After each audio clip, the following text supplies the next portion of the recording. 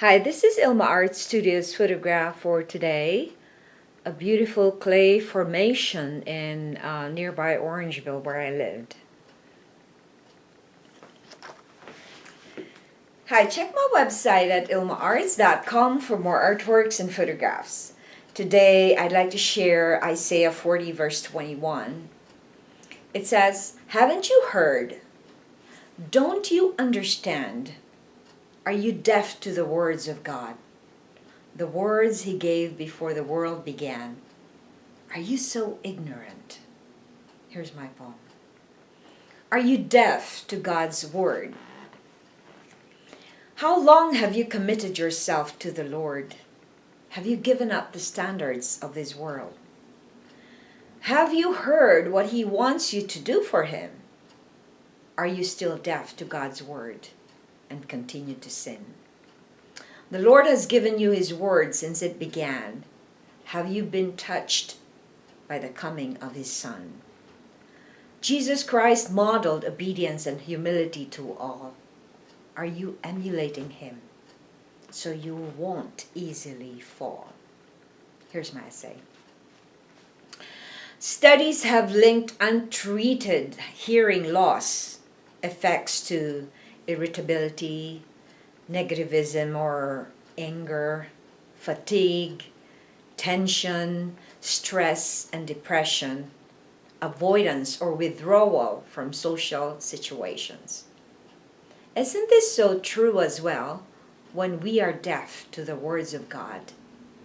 Don't we get irritable, angry, pessimistic, tired, stressed, depressed, and isolate ourselves?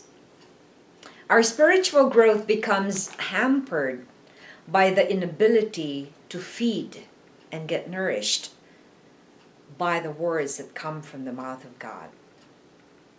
What keeps us from hearing it or accessing it or accepting it? Sin is one of the causes why we get deaf to hear what the Word is teaching or telling us.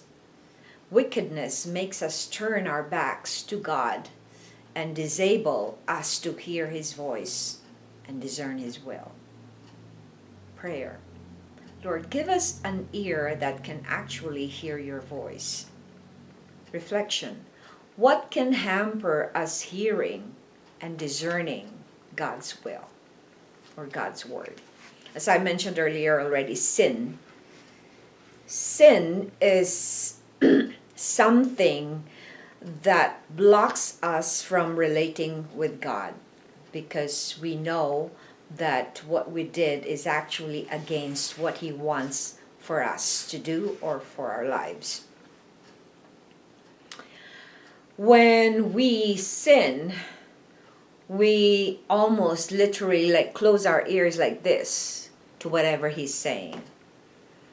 And when we sin, the enemy wants us to feel guilty instead of us confessing the sin and repairing our relationship with the Lord by coming to Him and asking forgiveness.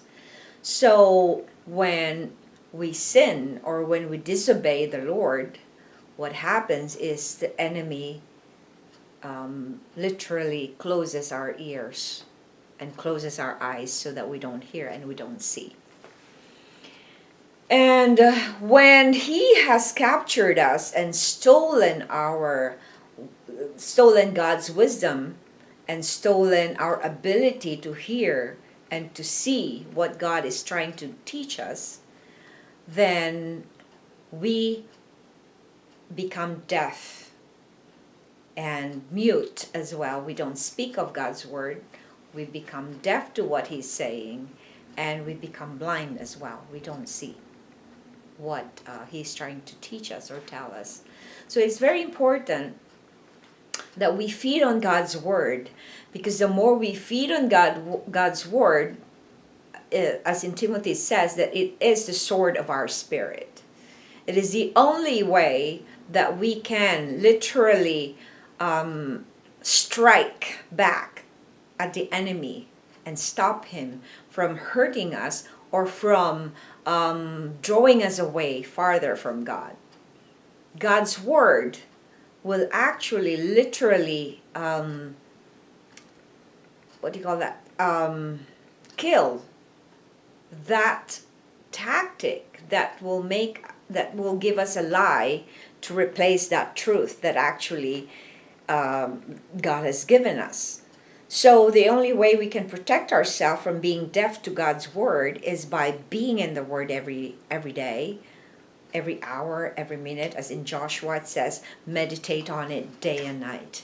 Because when you do that, you become strong. You become a warrior for God, and you become you are allowing your authority to take over the enemy, because we have authority over the enemy. God gave us that authority, and do not hand it back to him, because the moment you hand it back to him, you're going to have a hard time getting it back.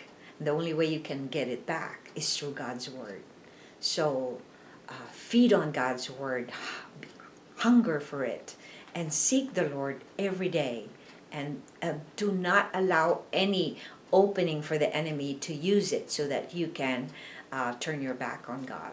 Thanks for watching, and I hope you check my website at ilmaarts.com for more artworks and photographs. We've been having so much rain in Orangeville for the past 2 weeks. It's almost raining every day. It's like really pouring, and I haven't even done the sowing the seeds for the vegetable garden, and what I did already, my wildflower garden, but I haven't done.